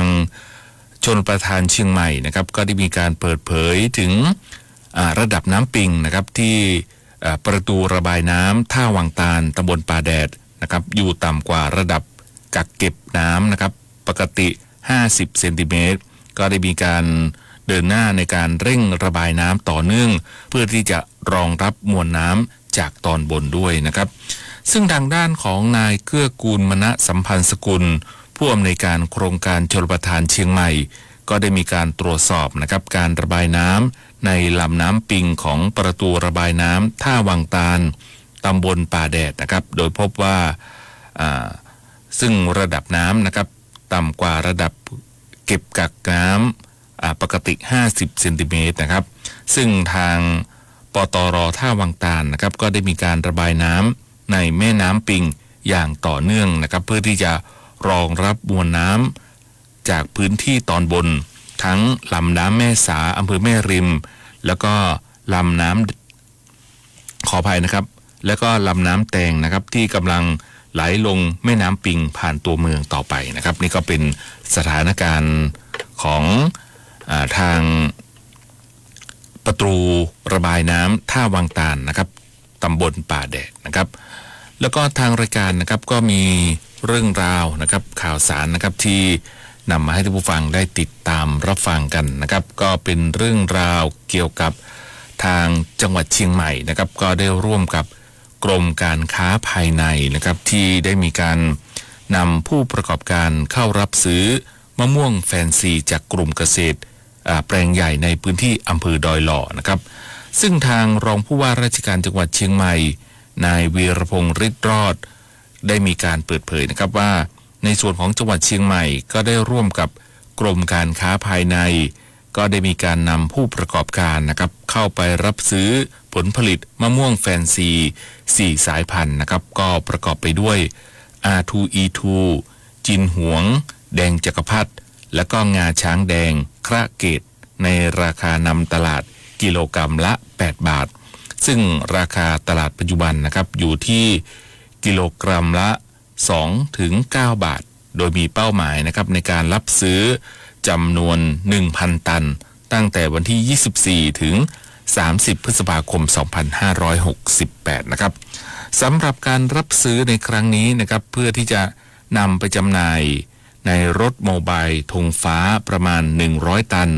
โรงงานแปรรูปน้ำผลไม้และก็กระจายไปยังศูนย์การค้าต่างๆทั่วประเทศนอกจากนี้นะครับทางสำนักงานพาณิชย์จังหวัดเชียงใหม่ยังได้ประสานจุดจำหน่ายให้กับเกษตรกรนำผลผลิตมาจำหน่ายที่บริเวณด้านหน้าโรงแรมสมายล้านนาอำเภอเมืองเชียงใหม่แล้วก็จุดจำหน่ายในศูนย์การค้าต่างๆในพื้นที่จังหวัดเชียงใหม่เพื่อที่จะเป็นทางเลือกนะครับในการกระจายผลผลิตให้แก่เกษตรกรแล้วก็จะมีการดำเนินการสนับสนุนขยายช่องทางการกระจายผลผลิตมะม่วงในช่องทางการแปรรูปผลผลิตมะม่วงต่อไปนะครับซึ่งจังหวัดเชียงใหม่นะครับก็ได้มีการปล่อยรถคาราวานรับซื้อผลผลิตมะม่วงภาคเหนือออกจากแหล่งผลิตณที่ทำการกลุ่มแปลงใหญ่มะม่วงหมู่ที่19บ้านท่าล้อนะครับตำบลดอยหล่ออำเภอดอยหล่อนะครับไปสู่ตลาดปลายทางที่กรุงเทพมหานครแล้วนะครับนี่ก็เป็นการช่วยเหลือนะครับพี่น้องเกษตรกรนะครับในเรื่องของผลผลิตทางการเกษตรนะครับที่มีราคาตกต่ำนะครับก็ได้มีการนำผู้ประกอบการเพื่อที่จะเข้ารับซื้อมะม่วงแฟนซีด้วยนะครับก็นี่ก็ต้องช่วยเหลือนะครับพี่น้องเกษตรกรนะครับโดยในการสนับสนุนในการซื้อผลผลิตทางการเกษตรนะครับเพื่อที่จะช่วยบรรเทาในเรื่องของผลผลิตตกต่ำด้วยนะครับนี่ก็เป็นเรื่องราวข่าวสารนะครับที่นำมาให้ท่านผู้ฟังได้ติดตามรับฟังกันนะครับกับรายการเชียงใหม่ฟ้าใสนะครับดูเวลาแล้วนะครับคงจะต้องนำรายการเชียงใหม่ฟ้าใสนะครับลาคุณผู้ฟังไปก่อนพบกันใหม่ในวันอาทิตย์หน้าสำหรับวันนี้นะครับก็ขอขอบคุณและสวัสดีคุณผู้ฟังทุกท่านนะครับ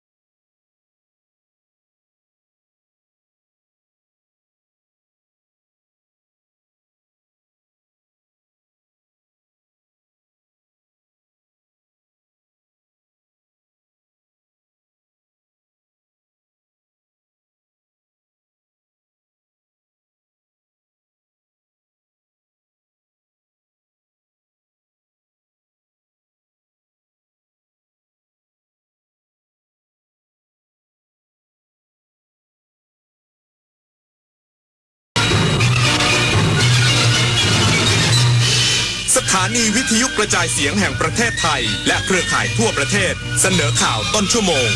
รู้เร็วรู้จริงเกาะติดทุกสถานการณ์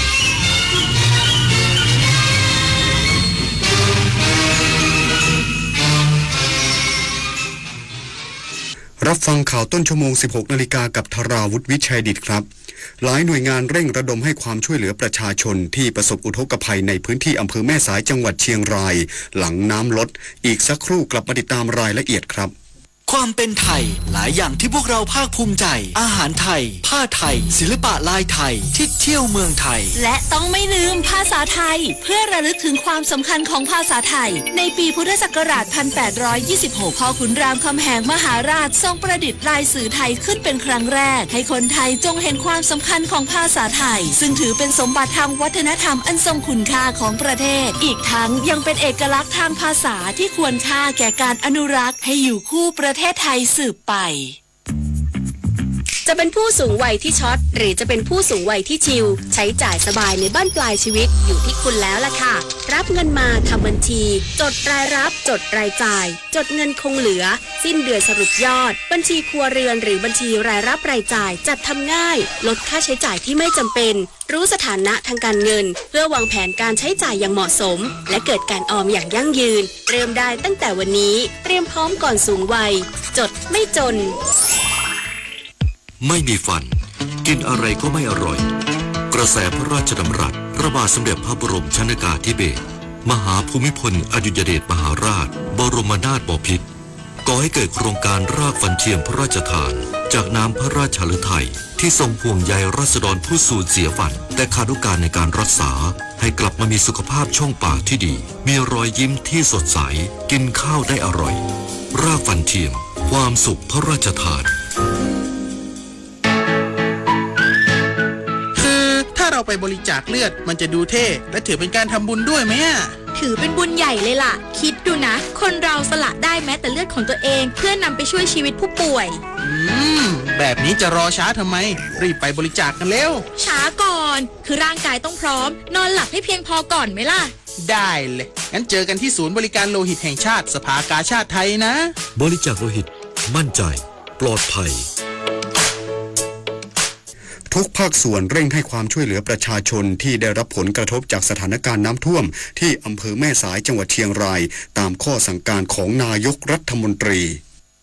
นายจิรายุห่วงทรัพย์โฆษกประจำสำนักนายกรัฐมนตรีเปิดเผยว่าหลังนางสาวแพทองธารชินวัตรนายกรัฐมนตรีได้สั่งการให้นายอนุทินชาญวีรกูลรองนายกรัฐมนตรีและรัฐมนตรีว่าการกระทรวงมหาดไทยในฐานะประธานคณะกรรมการบรรเทาสาธารณภัยเข้าไปช่วยเหลือประชาชนที่ได้รับความเดือดร้อนจากแม่น้ำสายไหลทะลักเข้าท่วมชุมชนที่ด่านพรมแดนสะพานมิตรภาพไทยเมียนมาแห่งที่1อำเภอแม่สายจังหวัดเชียงรายเบื้องต้นมีเส้นทางคมนาคมบางส่วนได้รับความเสียหายโดยหน่วยงานทหารและฝ่ายปกครองได้ระดมบิ๊กแบ็คเข้าควบคุมสถานการณ์แล้วขณะที่กรมการทหารช่างเร่งดำเนินการก่อสร้างคันระบายน้ำพื้นที่ชุมชนอำเภอแม่สายคาดว่าจะแล้วเสร็จภายในเดือนมิถุนายนนี้จึงทำให้การระบายน้ำยังทำได้ไม่เต็มประสิทธิภาพนอกจากนี้เจ้าหน้าที่และหน่วยงานที่เกี่ยวข้องทุกฝ่ายได้ระดมกำลังปิดจุดน้ำเข้าบริเวณสะพานมิตรภาพที่1บริเวณสวนสาธารณะไม้ลุงขนและปิดจุดรั่วบริเวณตลาดสายลมจอยระดับน้ำในชุมชนลดลงอย่างต่อเนื่องหน่วยทหารและสมาชิกอส.ร่วมขนย้ายสิ่งของและทำความสะอาดบ้านเรือนประชาชนขณะที่ทางจังหวัดเชียงรายได้จัดเตรียมจุดอพยพและเครื่องสูบน้ำเพิ่มเติมรองรับมวลน้ำรอบใหม่ขอให้ประชาชนติดตามข้อมูลข่าวสารและการประกาศแจ้งเตือนจากหน่วยงานภาครัฐอย่างใกล้ชิดเพื่อเตรียมพร้อมในการขนของขึ้นสู่ที่สูงหรืออพยพได้ทันท่วงทีอย่างไรก็ตามปัจจุบันพบ51จังหวัดทั่วประเทศมีฝนตกต่อเนื่องไปจนถึงวันที่27พฤษภาคมนี้นายกรัฐมนตรีกำชับให้ผู้ว่าราชการจังหวัดทุกจังหวัดที่มีปริมาณน้ำฝนจำนวนมากต้องติดตามสถานการณ์อย่างใกล้ชิดหากเกิดสถานการณ์ต้องเร่งให้ความช่วยเหลือประชาชนที่ได้รับความเดือดร้อนด้านกระทรวงสาธารณสุขจัดผู้ตรวจราชการลงพื้นที่อำเภอแม่สายเร่งช่วยเหลือประชาชนจากเหตุอุทกภัยนายแพทย์สรวุฒิบุญสุขผู้ตรวจราชการกระทรวงสาธารณสุขเขตสุขภาพที่1ลงพื้นที่เยี่ยมให้กำลังใจประชาชนและเจ้าหน้าที่ผู้ปฏิบัติงานที่อำเภอแม่สายจังหวัดเชียงรายโดยนายแพทย์สรวุฒิได้กล่าวว่าได้รับเป้าหมายจากรัฐมนตรีว่าการกระทรวงสาธารณสุข ให้ลงพื้นที่ติดตามสถานการณ์และย้ำให้ทุกหน่วยเตรียมความพร้อมครอบคลุมทั้งการดูแลผู้ป่วยการส่งต่อเวชภัณฑ์การป้องกันโรคและการสื่อสารความเสี่ยงกับประชาชนเพื่อให้สามารถตอบสนองต่อวิกฤตได้อย่างรวดเร็วและทั่วถึงทั้งนี้สำนักงานสาธารณสุขจังหวัดเชียงรายได้ดำเนินมาตรการด้านการแพทย์และสาธารณสุขได้แก่เปิดช่องทางประสานแจ้งเหตุผู้เจ็บป่วยโดยเฉพาะกลุ่มผู้ป่วยติดบ้านติดเตียงและกลุ่มเปราะบางให้โรงพยาบาลแม่สายตั้งศูนย์ดูแลผู้ป่วยกลุ่มเปราะบางรองรับได้8เตียงและขยายได้สูงสุด24เตียงตั้งศูนย์ประสานรับยาสำหรับผู้ป่วยโรคเรื้อรังในกรณียาหมดหรือยาสูญหายจัดจุดรับผู้ป่วยอุบัติเหตุและบาดเจ็บฉุกเฉินซึ่งปัจจุบันพบผู้บาดเจ็บรวม9รายและประชาสัมพันธ์แนวทางดูแลสุขภาพช่วงน้ำท่วมและการจัดการสิ่งแวดล้อมให้อสม.ติดตามกลุ่มเปราะบางที่ยังอยู่ในพื้นที่ส่งทีม MCAT ลงพื้นที่เยี่ยมผู้ประสบภัยในศูนย์พักพิงชั่วคราวซึ่งพบผู้พักอาศัยอยู่2รายปัจจุบันย้ายกลับบ้านแล้วรวมทั้งตรวจเยี่ยมสุขภาพจิตให้คำปรึกษาและสนับสนุนด้านสุขาภิบาลในศูนย์พักพิงวสินทร์ คำพิรวงศ์ สวท.เชียงรายรายงานสำหรับสถานการณ์ล่าสุดเจ้าหน้าที่เร่งปฏิบัติการนำโคลนออกและทำความสะอาดพื้นที่น้ำท่วมแม่สายนายชรินทร์ ทองสุขผู้ว่าราชการจังหวัดเชียงรายนายวรายุทธค่อมบุญนายอำเภอแม่สายลงพื้นที่บริเวณตลาดสายลมจอยติดตามการปฏิบัติหน้าที่ของเจ้าหน้าที่จากหลายหน่วยงานที่เข้าไปนำโคลนจำนวนมากที่ตกค้างหลังน้ำลดตั้งแต่ชุมชนถ้ำผาจมสายลมจอยเกาะทรายไม้ลุงขนและชุมชนเหมืองแดงขณะที่ประชาชนและนักธุรกิจในพื้นที่ตลาดสายลมจอยฝากถึงหน่วยงานที่เกี่ยวข้องขอให้มีการแจ้งเตือนภัยล่วงหน้าเพื่อจะได้เตรียมตัวรับมือได้ทันเวลาลดผลกระทบจากความเสียหายจบข่าวธราวุฒิวิชัยดิษฐ์อ่านรับฟังข่าวครั้งต่อไปเวลา 17 นาฬิกาครับติดตามข่าวที่นำเสนอไปแล้วได้ที่ www.thainews.prd.go.th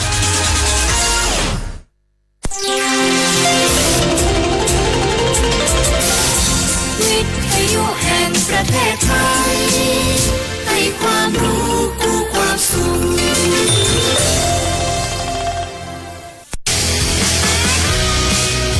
สถานีวิทยุกระจายเสียงแห่งประเทศไทยจังหวัดเชียงใหม่ FM 93.25 เมกะเฮิรตซ์ผู้นำด้านข่าวสารในจังหวัดเชียงใหม่โดยเน้นการมีส่วนร่วมของภาครัฐภาคเอกชนและเครือข่ายภาคประชาชนในพื้นที่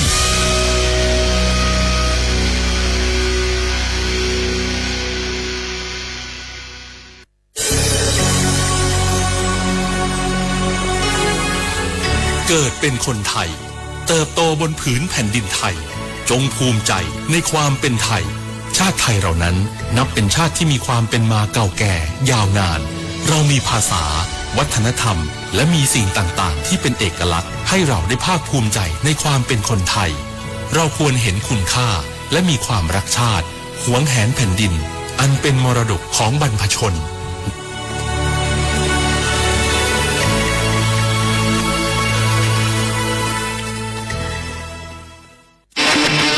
ในยุคที่เทคโนโลยีก้าวกระโดดโจรออนไลน์ก็ก้าวตามมาติดสื่อออนไลน์เปรียบเสมือนแหล่งข้อมูลชั้นดีของโจรออนไลน์เราควรใช้สื่อออนไลน์ด้วยความระมัดระวังและป้องกันตัวเองจากโจรออนไลน์ด้วยคาถา3อย่า 1. อย่าโหลดแอปจากแหล่งอื่นๆที่ไม่ใช่ App Store หรือ Play Store 2. อย่าแอดไลน์คนที่ไม่รู้จักหรืออ้างเป็นเจ้าหน้าที่หรือหน่วยงานต่างๆไม่ว่าจะเป็นจากรัฐหรือเอกชนและ 3. อย่าสแกนใบหน้าหรือให้ข้อมูลส่วนตัวในแอปที่ไม่รู้จักเด็ดขาดที่สำคัญควรท่องให้ขึ้นใจว่าธนาคารจะไม่แนบลิงก์ทุกประเภทผ่าน SMS และอีเมลรวมทั้งไม่ส่งลิงก์ขอข้อมูลสำคัญผ่านช่องทางโซเชียลมีเดียยกเว้นกรณีลูกค้าร้องขอด้วยตัวเองเท่านั้นด้วยความปรารถนาดีจากสำนักงานประชาสัมพันธ์ที่3กรมประชาสัมพันธ์มันนักขนาดนั้นเลยกับพอลล่าพอร้องพอเหรอปะเจือหลังหลันแต่ปะดีมาอดมาอวยหน่อยจี้ลองจามพลมานักเตะพอลล่าเนี่ยเฮาหลับของหูตัวพองกะเจ๊อย่าไปลืมเนอะวันจันทร์เปิ่นขึ้นไปตรวจสุขภาพงดเขางดน้ำหลัง2 ทุ่มเนอะโอ้เกือบลืมเหมือนกันนะกระดิ่งเหมือนกันนะหูนี่รู้สึกปวดหลังปวดไหล่จะให้หมอเป็นจับเส้นสักกัง ว่าแต่ว่าแก้วมันจะไปก็หา น้องขี่มันไปละปีที่แล้วอิดออดถ้าปีนี้บ่ไปจะด่าสกรรมเหรอเดี๋ยวเป็นนั่นเป็นนี่กินข้าวกับอากอยตรงเวลาผู้หมอสั่งถ้าจะเจือพ่อง เอ้าแล้วกับวันนี้มันไปไหนนี่บ่เดียวนี่ พุ่นน่ะน้องฮือมันไปห้องเจ้ามูไม่ยกของพุ่นน่ะตากันมาพุ่นละไปดีฮือมูที่เพิ่นแข็งแรงจัดการคนเฮาคนเหิบอย่างเจ้นี่ลิกนี่ว่ามันหาแล้วกันเด้ กายพร้อมใจพร้อมเพื่อสุขภาพที่ดี ปรารถนาดีจากสำนักงานประชาสัมพันธ์ที่ 3 กรมประชาสัมพันธ์ค่ะ ฝนตกหนักน้ำท่วมภัยธรรมชาติที่เราหลีกเลี่ยงไม่ได้แต่เราสามารถเตรียมตัวให้พร้อมเพื่อความปลอดภัยของทุกคนในครอบครัวได้ ก่อนน้ำมาเตรียมตัวให้พร้อมเก็บของสำคัญขึ้นที่สูงเช่นเอกสารสำคัญเงินสดและสิ่งของจำเป็นอื่นๆและถ้าหากบ้านอยู่ในพื้นที่เสี่ยงให้ติดตามข่าวสารจากทางราชการอย่างใกล้ชิดเตรียมไฟฉายแบตเตอรี่สำรองวิทยุสื่อสารและยาสามัญประจำบ้านไว้ให้พร้อมและอย่าลืมตรวจสอบเส้นทางอพยพที่ใกล้ที่สุดด้วยขณะเกิดน้ำท่วมอย่าเดินฝ่าน้ำที่ไหลแรงหลีกเลี่ยงการสัมผัสกระแสไฟฟ้าและหากต้องอพยพให้ปฏิบัติตามคำแนะนำของเจ้าหน้าที่อย่างเคร่งครัดเมื่อภัยผ่านพ้นตรวจสอบความเสียหายของบ้านและทำความสะอาดเพื่อป้องกันโรคที่มากับน้ำท่วมเตรียมตัวให้พร้อมก่อนภัยมาถึงเราจึงจะปลอดภัยด้วยความปรารถนาดีจากสำนักงานประชาสัมพันธ์ที่ 3 กรมประชาสัมพันธ์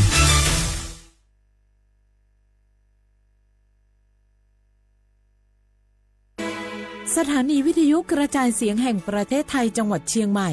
AM 1476 กิโลเฮิรตซ์สถานีวิทยุภาคภาษาชาติพันธุ์แห่งเดียวในประเทศไทยที่มีความทันสมัยเชื่อถือได้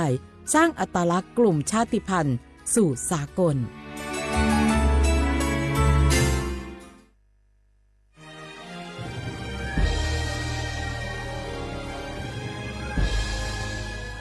เกิดเป็นคนไทยเติบโตบนผืนแผ่นดินไทยจงภูมิใจในความเป็นไทยชาติไทยเรานั้นนับเป็นชาติที่มีความเป็นมาเก่าแก่ยาวนานเรามีภาษาวัฒนธรรมและมีสิ่งต่างๆที่เป็นเอกลักษณ์ให้เราได้ภาคภูมิใจในความเป็นคนไทย